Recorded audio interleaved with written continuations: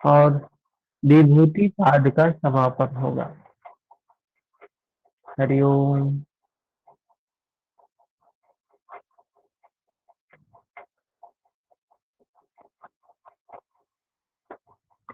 50 number सूत्र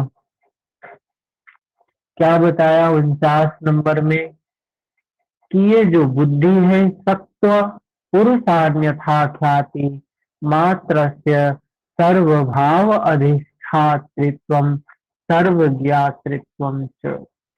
सत्य से संयुक्त बुद्धि पुरुष, बुद्धि और पुरुष जड़ और चेतन, ये दोनों की भिन्नता, भिन्न मात्रा का जिसे ज्ञान रहता है, दोनों के अलगाव का जिसे ज्ञान रहता है, सभी समाधि को प्राप्त ऐसे योगी का सब भावों पर स्वामी भाव, सर्वज्ञ भाव हो जाता है। ये योग की वो उच्च अवस्था है जिसमें योगी सर्वभाव, सब कुछ जानने वाला हो जाता है। वह सब कुछ जानने की योग्यता वाला हो जाता है। ऐसे योगी का केवल मन सहित इंद्रियां या शरीर पर ही नहीं बल्कि संपूर्ण प्रकृति पर नियंत्रण हो जाता है। परम तत्व से केवल सिर्फ मिलना ही शेष है।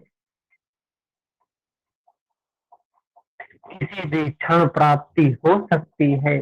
सर्वज्ञता और स्वामी भाव भी ये मार्ग के विघ्न है।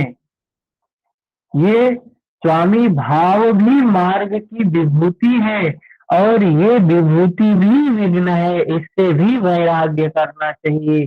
तद वैराग्यादपि दोष बीज क्षय कैवल्यम। इन सभी सिद्धियों के प्रति वैराग्य होने से दोषों के बीज का क्षय होने पर कैवल्य पद की प्राप्ति हो जाती है। तद वैराग्यादपि कह रहे हैं क्या है?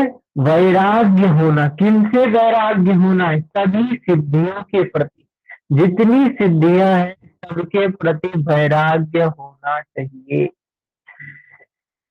इन सिद्धियों के प्रति जब वैराग्य होगा तो दोषों के बीज का क्षय होगा। जो दोष हैं, जो बचे खुचे दोष हैं, जो उस मुक्ति तक पहुंचने में विघ्न स्वरूप में है, कह रहे हैं इन सिद्धियों से वैराग्य करने पर ही वे दोष नष्ट होते हैं और कैवल्य पद की प्राप्ति हो जाती है। बुद्धि और पुरुष अर्थात सेवक और स्वामी में लेस मात्र भी भिन्नता शेष है तो कहीं न कहीं राग है, बीज है, बीज दोष है, कहीं से तो ग्रस्त है। जब उसमें भी वैराग्य हो गया कहाँ दोष समाप्त हो जाता है। दोष बीज का क्षय हो जाने पर वह कैवल्य पद प्राप्त कर लेता है। ऐसी उन्नत अवस्था में लोक संसर्ग के विघ्न आते हैं। उन विघ्नों से बचने के लिए सावधान किया है। उन विघ्नों से बचने के लिए सावधान किया है। स्थान्य उपनिमंत्रणे संग स्मया कर्ण पुनर्निष्ठ प्रसंगात। कह रहे हैं ऐसी स्थिति में योगी को तमाम प्रकृति की तमाम शक्तियां विचलित करने का प्रयास करती हैं, उन्हें भोगों में उलझाने का प्रयास करती हैं, विषयों में उलझाने का प्रयास करती है। ऐसी स्थिति पर पहुंचा हुआ योगी कुछ नहीं तो प्रशंसा ही होने लगता है। आत्म प्रशंसा का भी भाव नहीं होना चाहिए। आगे बताते हैं कि इनसे बचने के लिए क्या करना है। इन विघ्नों से बचने के लिए यहाँ पर प्रकृति गिराने का प्रयास करती है। अंतिम बार प्रकृति बंधन से छूटने के अंतिम बार छूटने से पहले अंतिम बार प्रकृति प्रयास करती है, एग्जाम लेती है क्या ये वाकई में उस अवस्था तक है। तो बड़ा मुश्किल का वो होता है। उसमें जो साक्षी भाव, समता भाव, सजगता बनाए रखता है, वो अवस्था को पार कर पाता है। क्षण तत्क्रमयोः संयमादि विवेकजं ज्ञानम्। महर्षि पतंजलि कह रहे हैं कि क्षण प्रति क्षण विवेकज ज्ञान सजगता होनी चाहिए, बेहोशी नहीं होनी चाहिए, पूर्ण अवेयरनेस की अवस्था होनी चाहिए। भगवान बुद्ध को जब प्राप्ति हुई तो उसके बाद बताते हैं कि अब पहली बार जागे हैं। वो तो जो कुछ भी हो रहा था सब निद्रा में हो रहा था। ये ये जो जगत रूपी रात्रि है इसमें सब सो रहे हैं, एक योगी ही जागता है।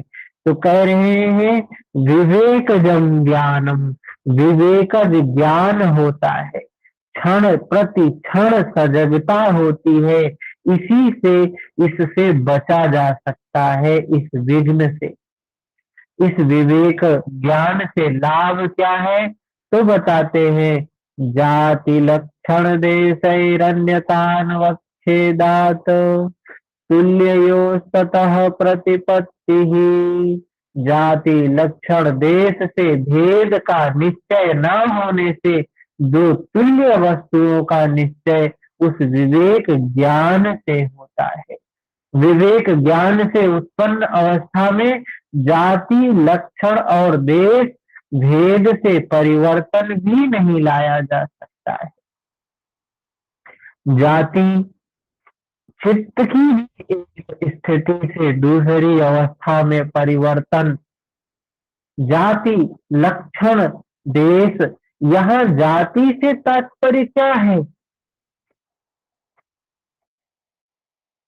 जाति से तात्पर्य है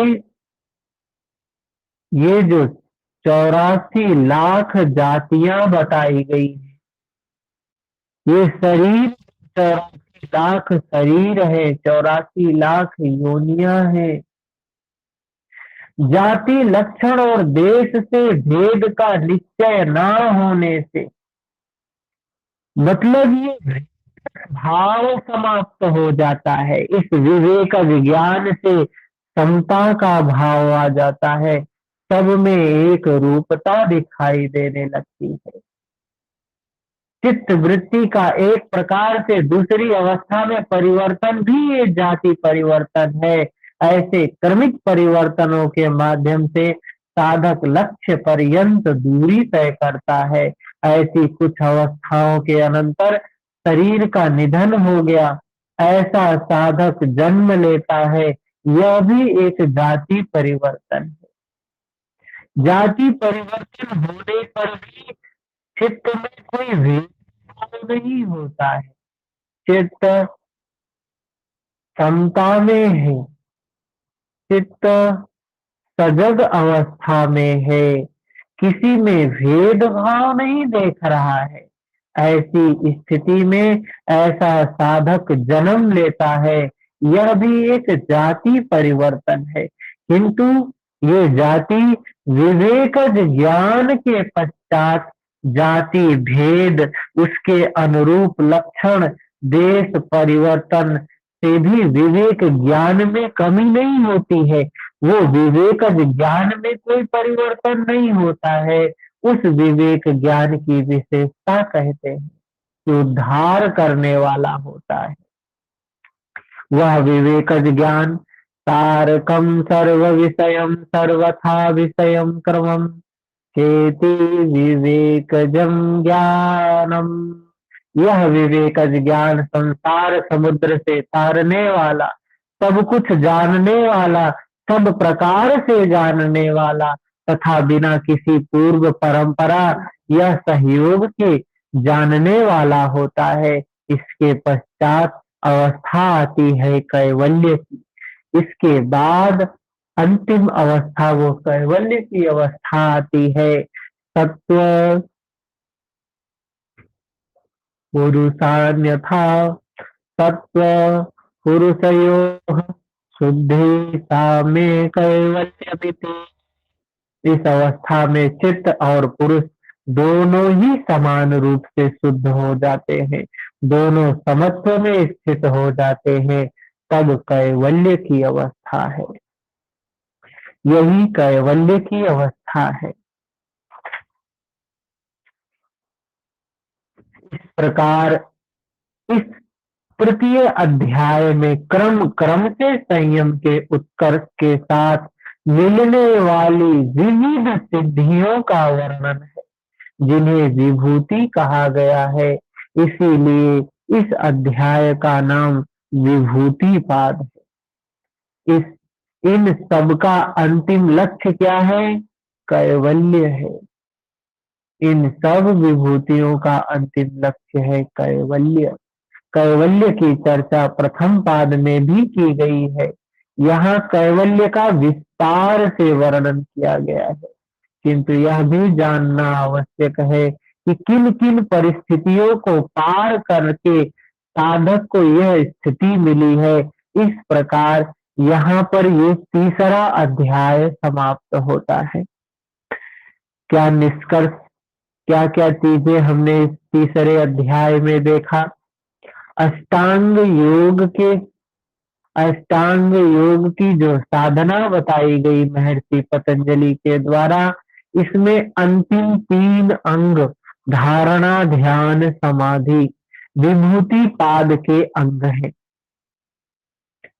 क्योंकि इनमें स्थिति के साथ ही योग की विभूतियों का प्रस्फुटन होने लगता है। योग की क्षमताओं का प्रस्फुटन होने लगता है। धारणा में ध्येय के आते ही ध्यान के रूप में वृत्ति एक तार चलने लगती है, लक्ष्य मात्र का आभास रह जाता है। इस प्रकार समाधि की अवस्था आ जाती है। तीनों एक साथ होने पर सद जाने का, तीनों एक साथ होने पर, तीनों एक साथ सद जाने पर इसी को संयम कहा गया है। तीनों एक साथ धारणा, ध्यान, समाधि, तीनों जब एक साथ होते हैं तो इनको संयम कहा गया है। जहां जहां भी संयम शब्द आया है उसका मतलब है धारणा, ध्यान, समाधि।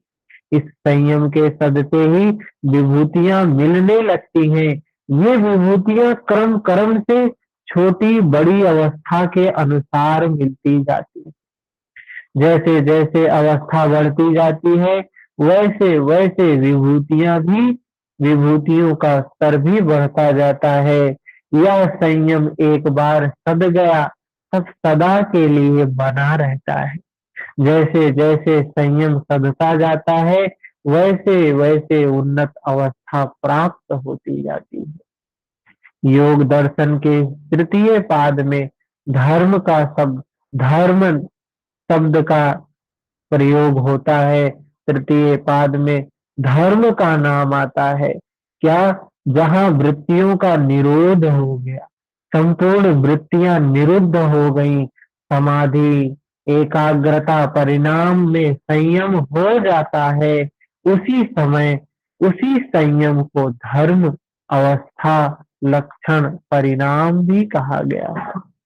चित्त वृत्ति का निरोध योग है और योग यहाँ निरोध परिणाम सामने है, तब धर्म शब्द का उच्चारण हुआ है।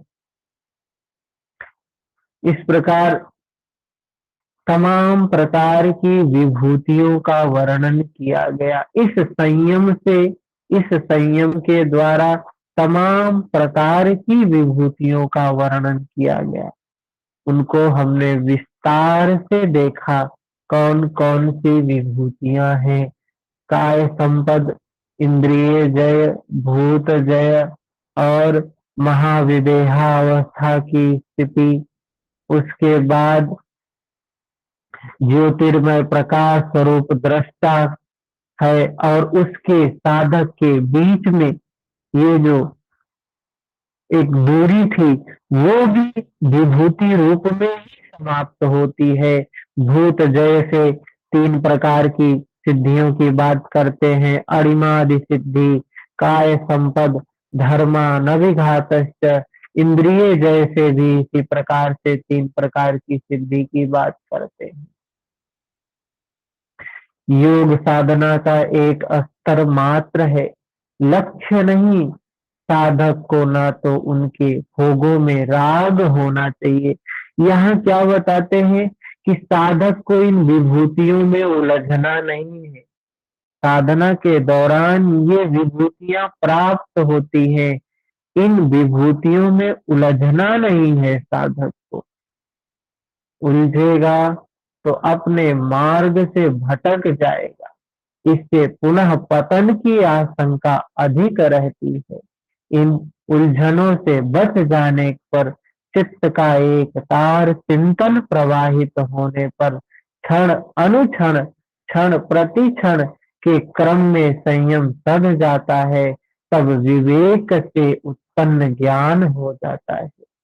श्वास जो भी सजगता है श्वास के प्रति या शरीर के प्रति, वो प्रति क्षण सजगता बनी रहे।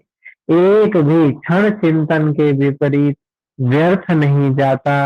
ऐसी अवस्था है ज्ञान की। यह विवेक जन्य ज्ञान संसार समुद्र से तारने वाला होता है। सब प्रकार के, सब को सब प्रकार से जानने वाला होता है। सत्व से संयुक्त बुद्धि अर्थात साधक और पुरुष भिन्न भिन्न है। ये प्रकृति और पुरुष भिन्न भिन्न है। जब दोनों में समत्व हो जाता है, समता में स्थित हो जाए, ऐसी साम्यावस्था में कैवल्य की प्राप्ति होती है, उस परमात्मा की प्राप्ति होती है। यह सब योग जन्य है। साधना अत्यंत निर्मल होने पर योग साधना द्वारा हजारों सिद्धियां सुलभ हैं। इन समस्त सिद्धियों में सर्वोच्च सिद्धि है कैवल्य की, जिस पर महर्षि ने कैवल्य पाद में सम्यक विचार किया है। तो हम आगे कैवल्य पाद में देखेंगे क्या क्या चीजें हैं, और प्रयास करें कि ये सूत्र याद हो। ये सूत्र याद होंगे तो एग्जाम में इसका लाभ मिलेगा। अन्यथा अर्थ को समझ रहे हैं तो 50% ही इसकी चीजें बात समझ में आ पाती है। सूत्र जब याद होता है, जुबान पर होती है, तो ज्यादा लाभ मिलता है।